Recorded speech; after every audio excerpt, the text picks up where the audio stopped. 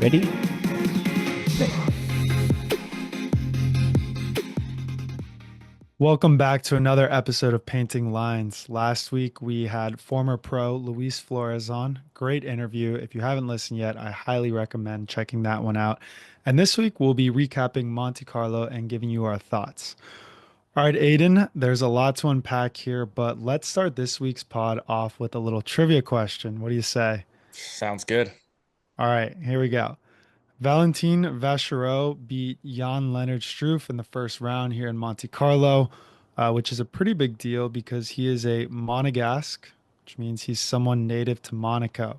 The question here is, what year was the last time someone from Monaco won a main draw match here at the Monte Carlo Masters?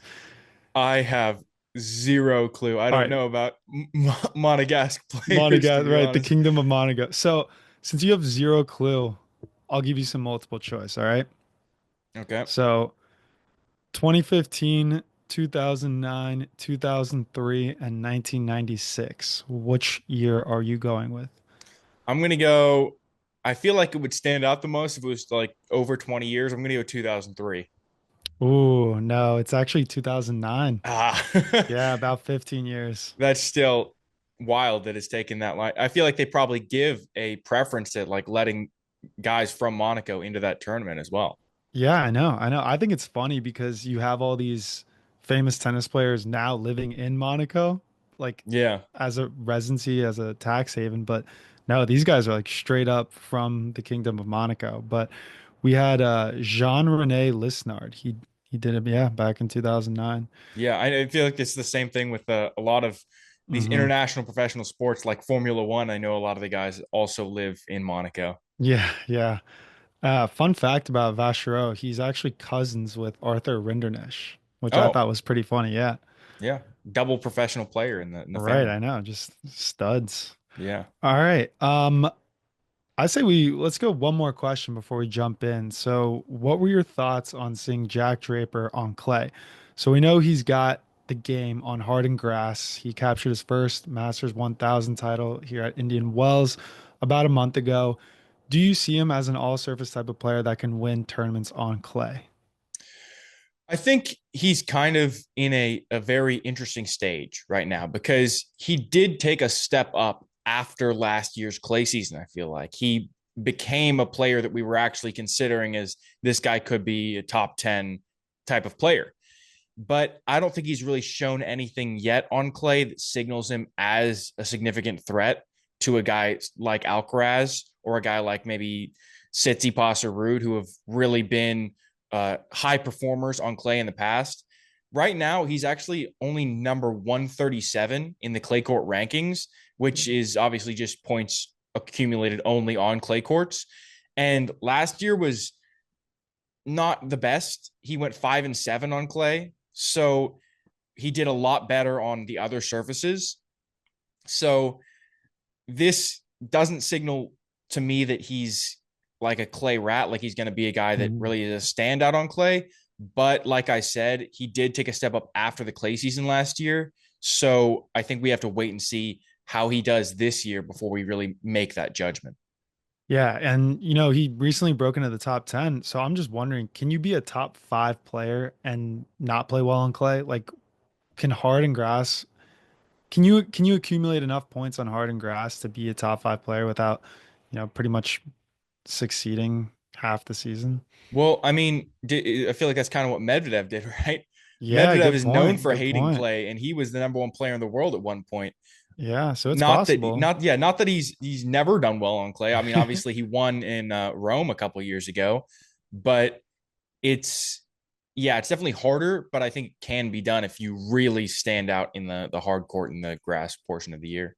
Definitely. And another player that I was interested to see on clay is Mensick, but unfortunately we didn't get to see him play in Monte Carlo because he is sitting out after his big Miami win. But I think that's someone who's pretty comparable to Jack Draper, like similar body type, similar play styles, like clearly great on hard, but can this translate over to clay?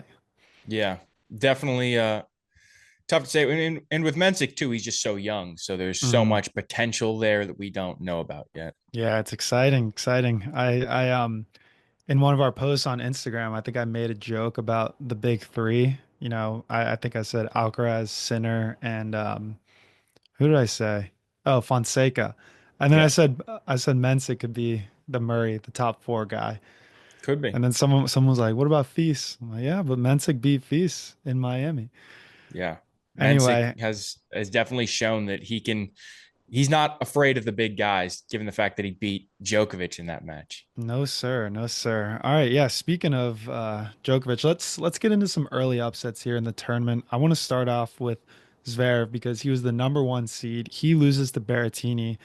This one this one didn't seem like it was going, this upset didn't seem like it was going to happen because Zverev came out very strong in the first set, beat him 6-2. But then Berrettini, he leveled it out, forced it to a third.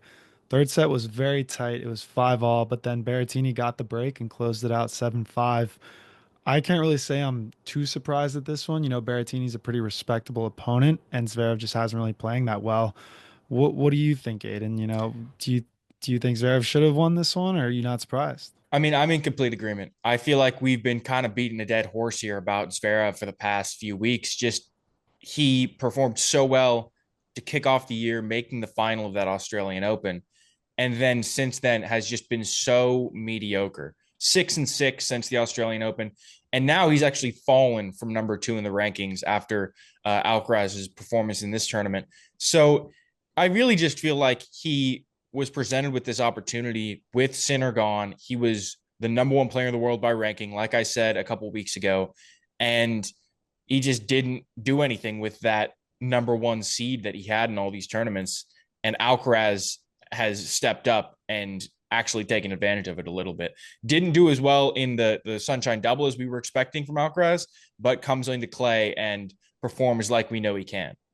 Yeah, that's a great point. Just complete failure to capitalize on Zverev's side here. Like he is the number one seed in all these tournaments going in and just cannot do anything with it. You said 6-6. Yeah. Wow. Okay. Well, another early upset. Let's talk about Djokovic. He loses to Tabilo, who was a qualifier. This came in the second round because Djokovic had the first round bye. This one I think is a little deceiving because Tabilo is a very strong clay player and even had a 1-0 head-to-head record against Djokovic going in. Yeah. I know we talked about him a lot last year. He performed really well in the clay season. And like you said, he was 1-0 against him. He beat Djokovic last year. Hmm. So it's a little bit surprising that he was such a big underdog when he beat a younger Djokovic on clay last year.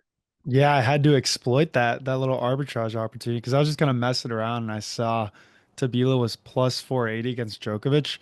And I think right before that, I had read a headline that, Djokovic had struggled previously in Monte Carlo. Like he hasn't won it as many times as these other tournaments. And then I saw he was playing Tabilo and I saw Tabilo had a 1-0 head to head. I'm like, hey, screw it. I'll throw like $5 on this. And sure enough, that hit. I was pretty excited about that one. Yeah, I mean, I think it's actually the only Masters 1000 like it's the one he's won the least. I think he's won Hmm. it twice though. I mean, it's funny to talk about when a guy is so good that him winning the tournament twice is kind of like a disappointment for him. Yeah. But yeah, it's technically been his worst tournament or worst Masters 1000, I think. Yeah, his worst Master 1000. And then Federer has never won this tournament either.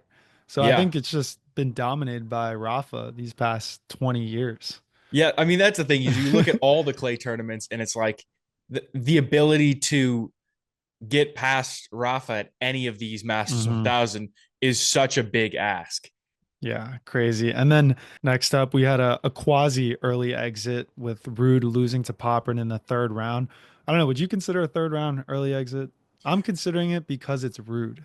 Yeah, And he I had the mean, first round bye too. it's one of those high expectation situations where we see Rude in a clay tournament and he was a finalist here last year.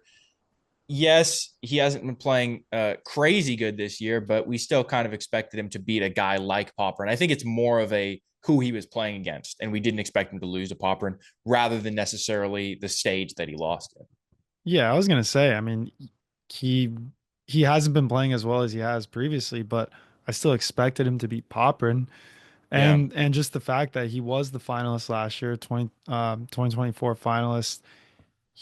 he was not able to defend these points. And that puts a lot of pressure on him for next week because he won Barcelona last year. He's going to have to defend those points too. And if he can't, it's going to be a pretty tough season for him. Yeah, he could definitely end up seeing some sort of free fall there. But I do think that he's probably going to build into it because this is his time of the year. But like you said, it also could go the other way. So Hmm. it'll be interesting to watch him play. I know when I talked about him being a dominant force on clay, some people on our social medias were not in agreement with me about that one. But I do feel like, based on his performances in the past, he's a real threat in all these tournaments. And if he can perform like he has in the past, he has a real chance to do well. Yeah, definitely. And so kind of moving on from early exits, Tsitsipas, probably like a let's say mid exit, he was unable to defend his title from last year. He loses in the quarters to Musetti. And this, I think Tsitsipas had a pretty respectable run. Pretty much what we expected. I didn't really think he would win, but I also would be pretty shocked if he lost second round. Yeah. I mean, I think it's just one of those things where it's like you can't win every year, right? Yeah. And so he won it last year and Unless this you're year. Rafael Nadal, you Yeah, can win it exactly. 10 years in Exactly. a row. But yeah, losing to Musetti, obviously Musetti was playing well this week, so I don't Hmm. think it's the worst loss for him. Yeah, great segue into surprise runs. So we'll talk about just kind of some people that I was pretty surprised had a good run this week. And first up on the list is Musetti, finalist. He's one of those sneaky top 20 guys who you kind of expect to make decent runs in tournaments, but they're still not top of mind when you think about actually winning the title. And he had a hell of a run here. He beats Bu, Lehechka, Tsitsipas, De Minaur, then took a set off of Alcaraz, a dominant set too, in the final before he got hurt. Yeah. Obviously, like you said, dominating Alcaraz in that set is I think the biggest one here because Alcaraz is maybe of those guys. Tsitsipas, you could argue in the past, but right now I'd say Alcaraz is definitely the strongest of those guys on clay. Hmm. And the fact that he was able to perform that well against him before getting hurt is admirable. And I also think that that battle with De Minaur really was impressive because De Minaur had so much momentum. I mean, he was coming off of an incredible match against Dimitrov and then dominated the first set, won at 6-1, and Musetti was able to turn it around. So an impressive, not only like technique and playing wise, but also mentally being able to stay in that match was a great job from him. Yeah, definitely. And this was his first Masters 1000 title, so hopefully many more to come. Next up, Davidovich Fokina. He had a semifinal run here. He also strung together some pretty impressive wins. He had Ben Shelton, Echeverry, Draper, and Poprin. Yeah. These are not easy opponents. Yeah. Especially, I think someone like Echeverry gets a little bit overlooked here because he's one of those Argentinian guys that is generally strong on clay. So Hmm. I think that's, like you said, a great run from him. And honestly, he's had a very strong year overall. I mean, he still has no titles and has no titles on tour in his career, but he's actually number 8 in the 2025 year to Whoa. date rankings. So very solid in a lot of tournaments, essentially.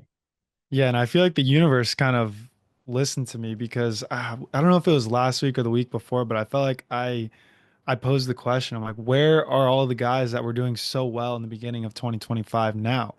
And I mentioned Davidovich Fokina by name, and then another one I think was FAA.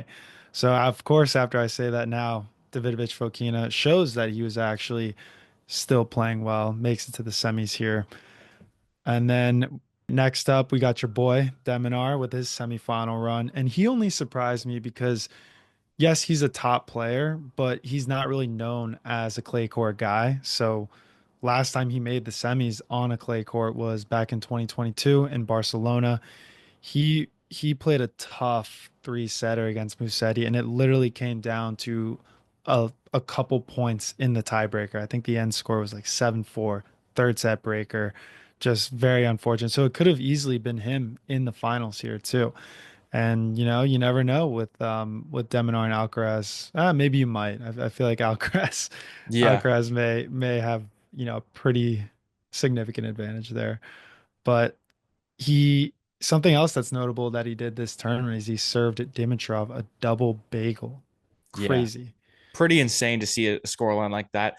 I looked it up, and this one article was talking about the fact that a scoreline like this hasn't happened at a quarterfinal or later since 2013, which was Federer versus Misha Zverev in Hall. Oh, So it's very, very rare to see something like this happen late in a tournament.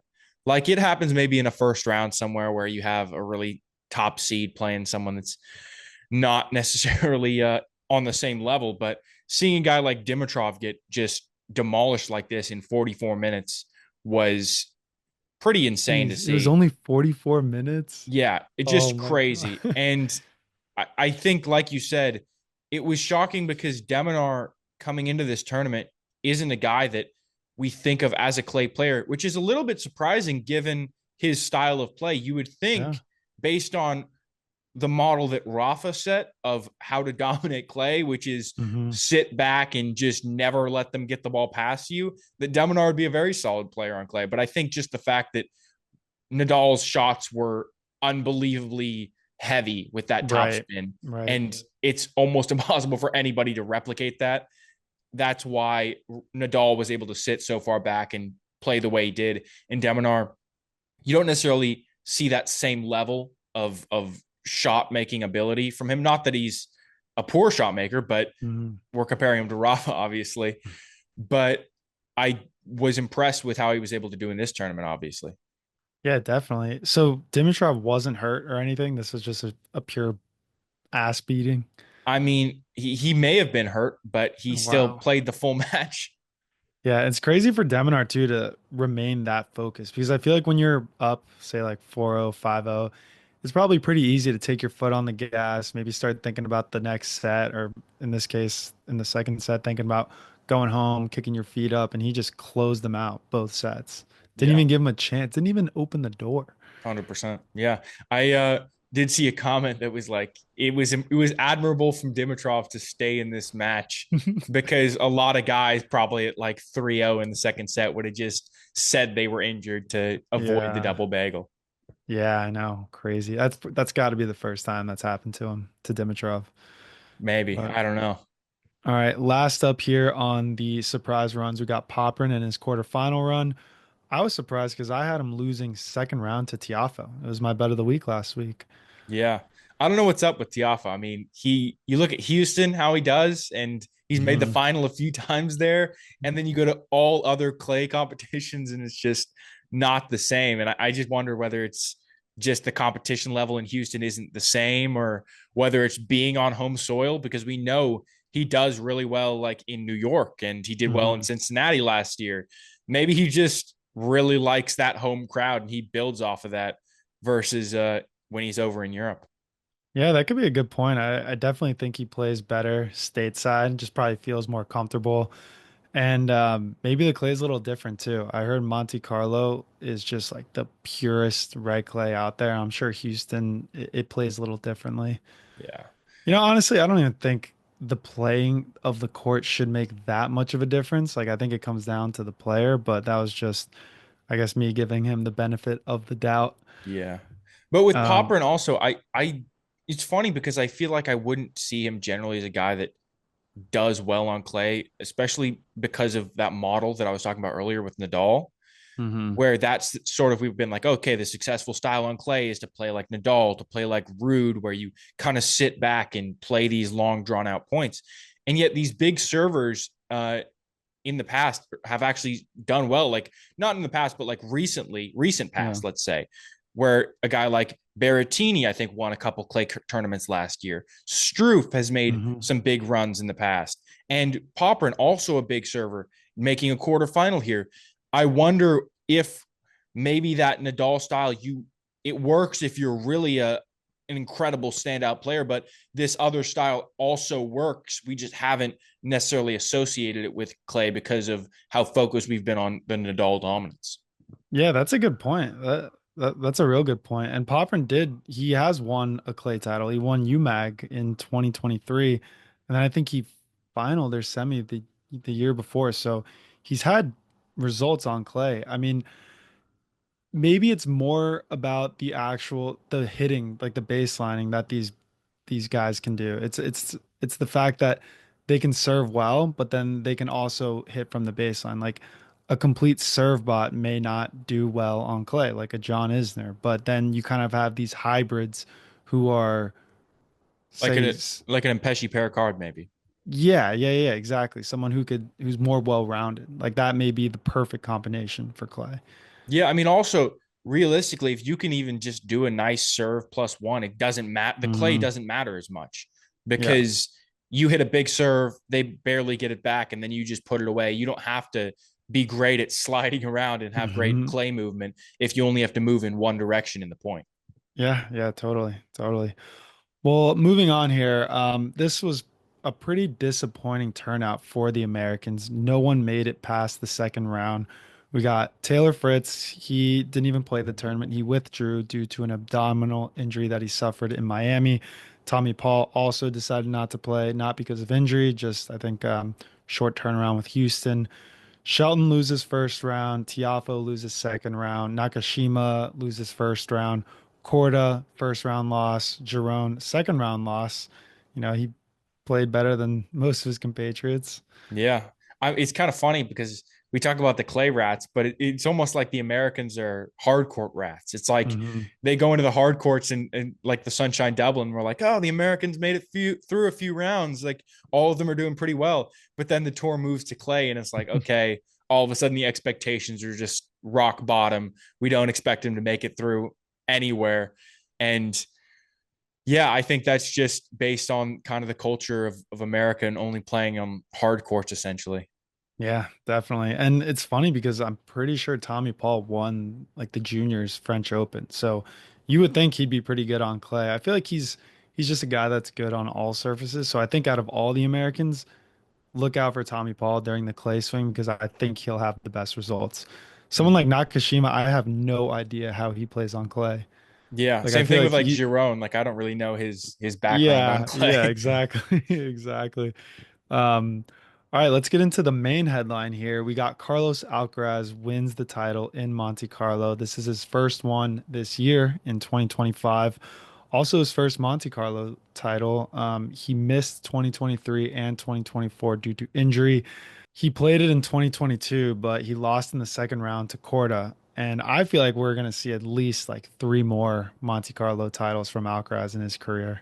Yeah, I mean, if not more, I've seen a lot of things this week about just how young he is because you Hmm. kind of forget based on how well he's done for the past 3 years or so.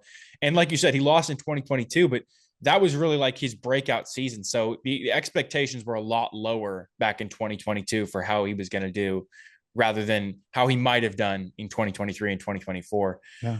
But it is also interesting. I think this was his sixth Masters 1000 title.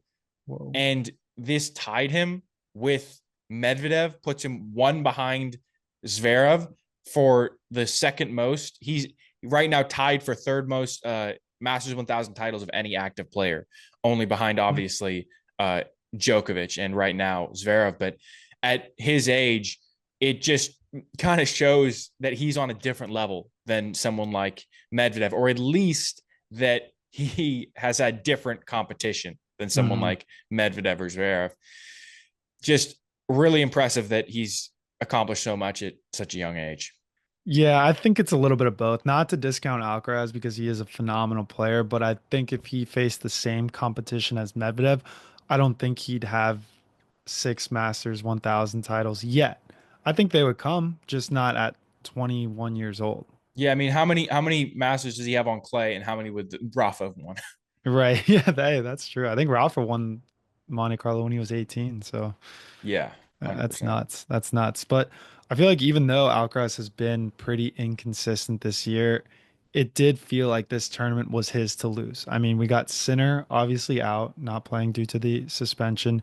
Djokovic and Zverev out early, and he had a relatively easy draw too. I feel like Feast was really the only real challenger here. Like Feast even got a set off of him and came really close to beating him, but just couldn't close it out. So Yeah, I don't Musetti know. obviously, like you said, played very well too before.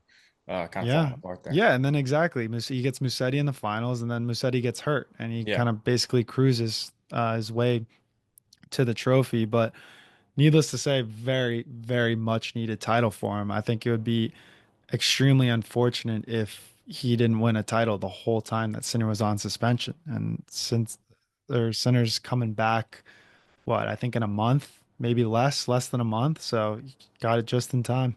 Yeah.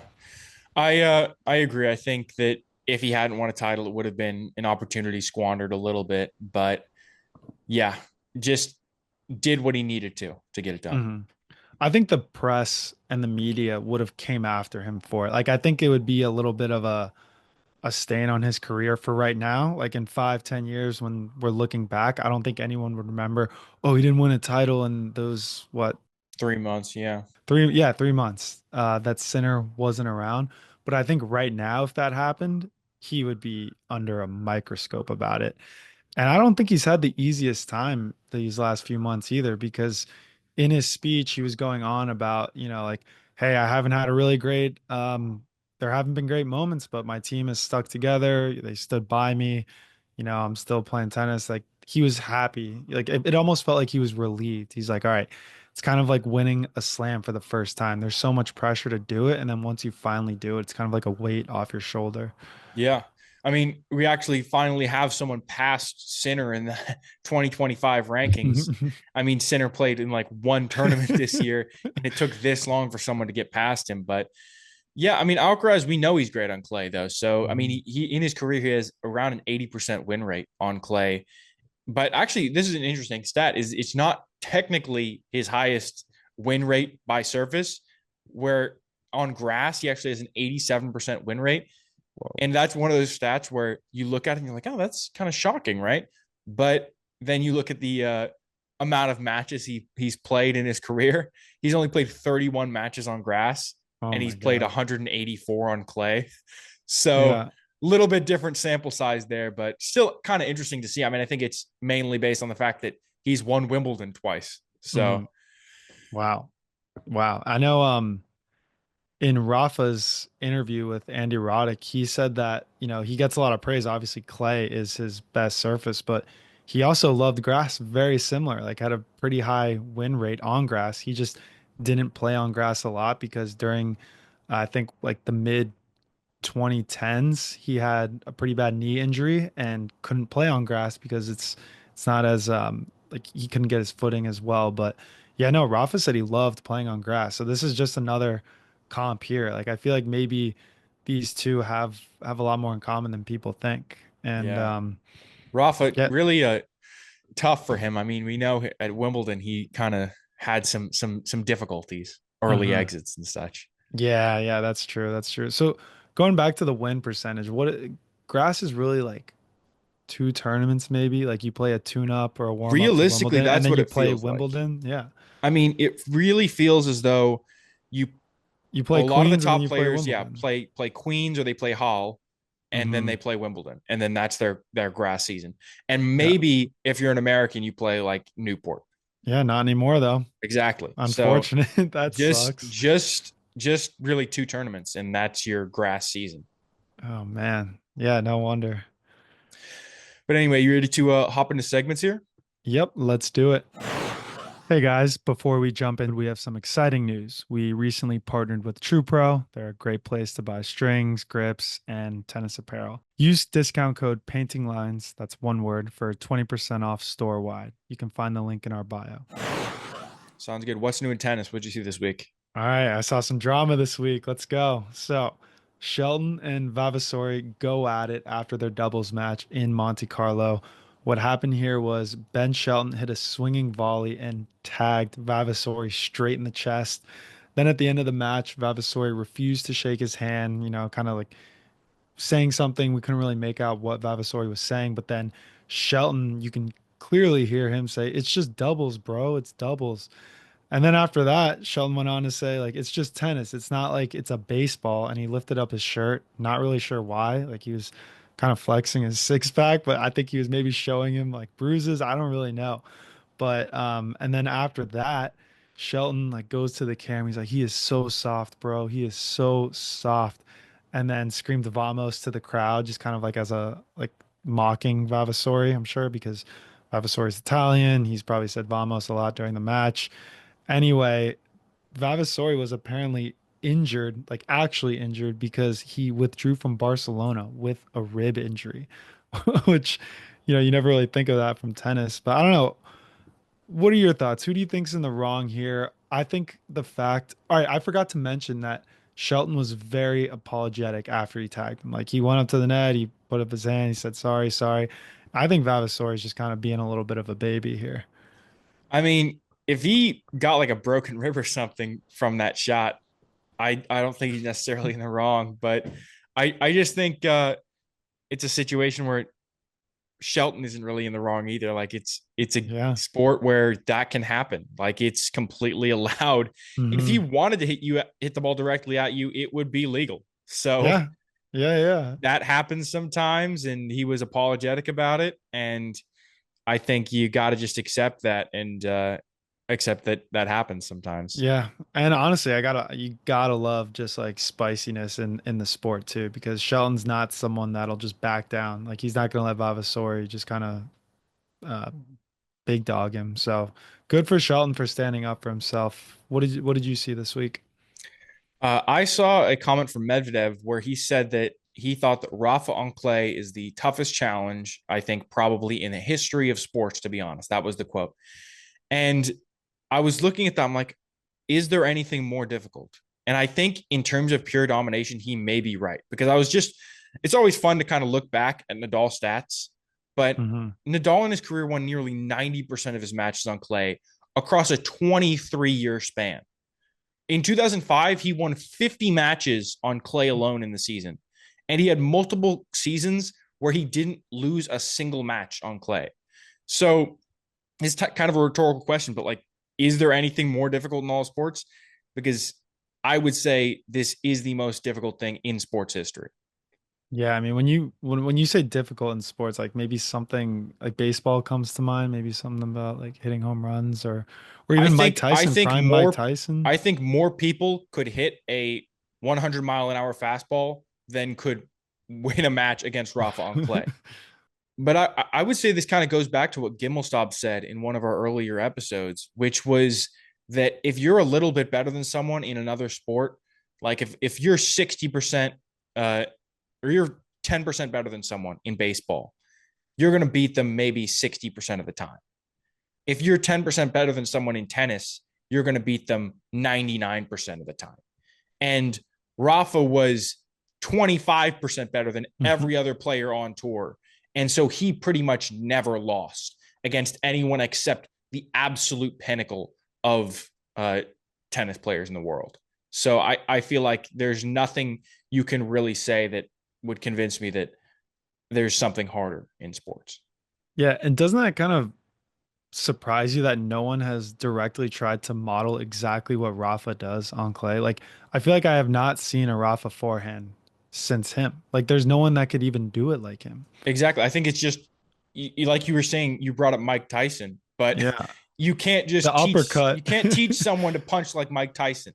You Yeah. can't teach someone to Yeah. hit a forehand like Nadal's because Yeah, there you go. it's just only he can do it. Yeah, no, it's pretty insane. How about bets? What was your bet of the week? I went with the Navoni plus 125 over FAA. Navoni, a bit of a clay rat type of guy, Hmm. Argentinian, and FAA. I mean, he lost in his first round to Altmaier and Monte Carlo, so doesn't give me a ton of confidence in him coming into this match. So I'm going with the Argentinian here. Yeah, that's a good one. I'm pretty surprised that FAA is the favorite here, honestly. Yeah, I mean, he's did okay in clay last year. I mean, he got that shock run in Madrid, so maybe Hmm. that contributed to the odds, but I don't think it really reflects the likelihood here. I mean, FAA may win, but I think plus 125 is nice for Navoni. Definitely. How about you? What'd you go for here? I'm kind of going with a boring one this week. I'm doing a three-leg parlay with just the favorites. So I got Feast, Rude, and Alcaraz at minus 182. Feast has Carino Busta, which is minus 380. Rude has some guy named Gallon, I've never even heard of, minus 500. And then Alcaraz has Ethan Quinn minus 3,500. I feel like that didn't really skew the odds that much, but just Yeah, it could have been a figured two leg I'd, parlay, it yeah, seems like. Yeah, I mean, figured I'd throw that one in there. I definitely agree. These guys all seem like the favorites here. But Mhm. yeah, it'll be interesting. I don't know. Carreno Busta is sometimes hit or miss. I So was gonna say that one makes me a little nervous. And also, did you see Ethan Quinn commented on one of our Instagram posts, the UGA Bulldogs? what did he say about it? Oh, it was the clip with Luis Flores talking about the championship team and how UGA has such a great culture.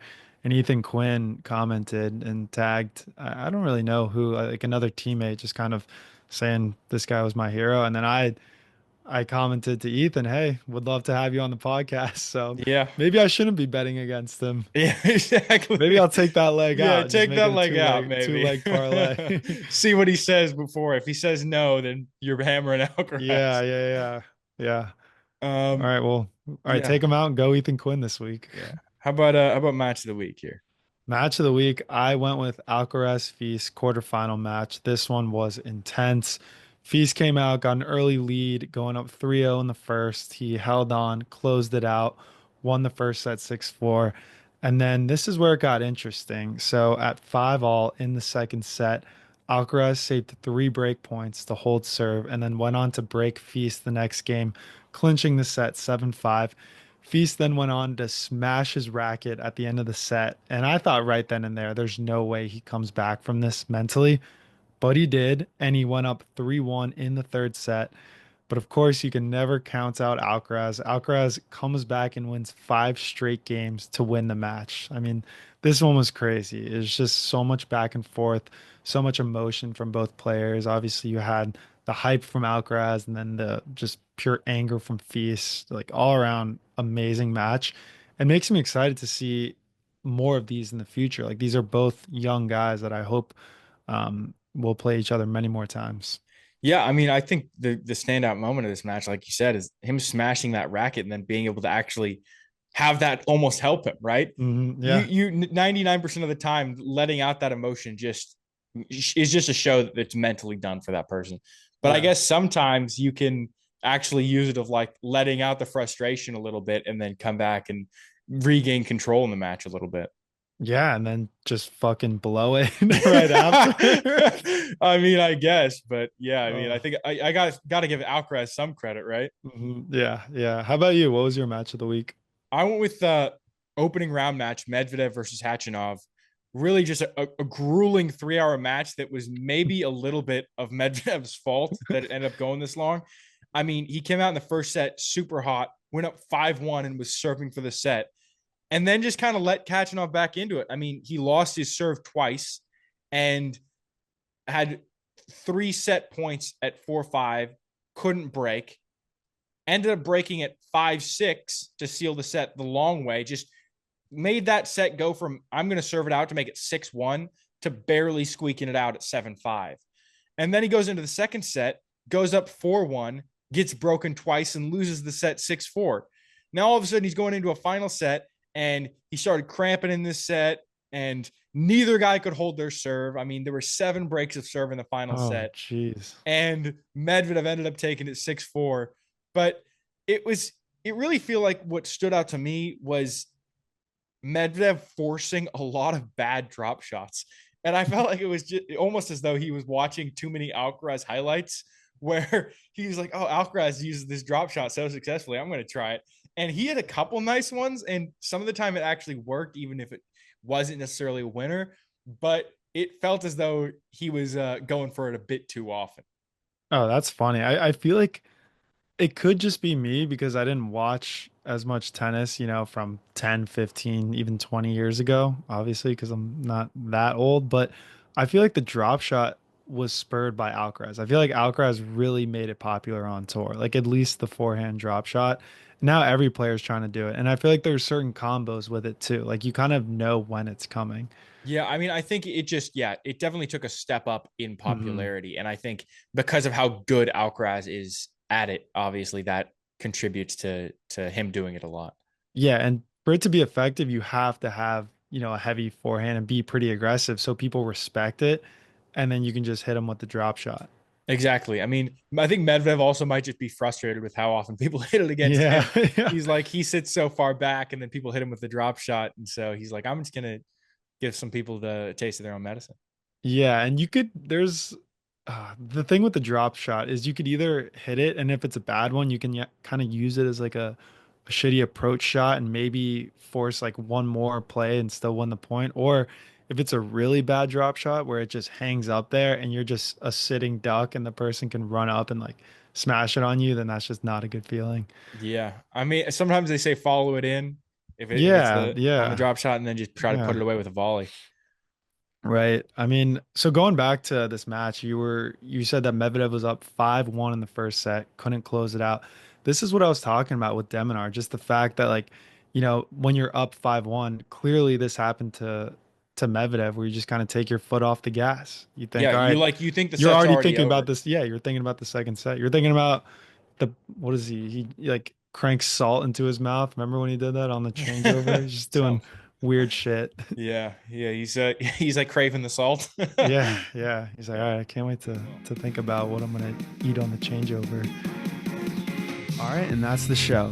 If you're not already subscribed, go ahead and hit that subscribe button. You can find us on Instagram, TikTok, YouTube at Painting Lines Podcast. Feel free to shoot us a DM or email us any questions or thoughts at paintinglinespodcast@gmail.com.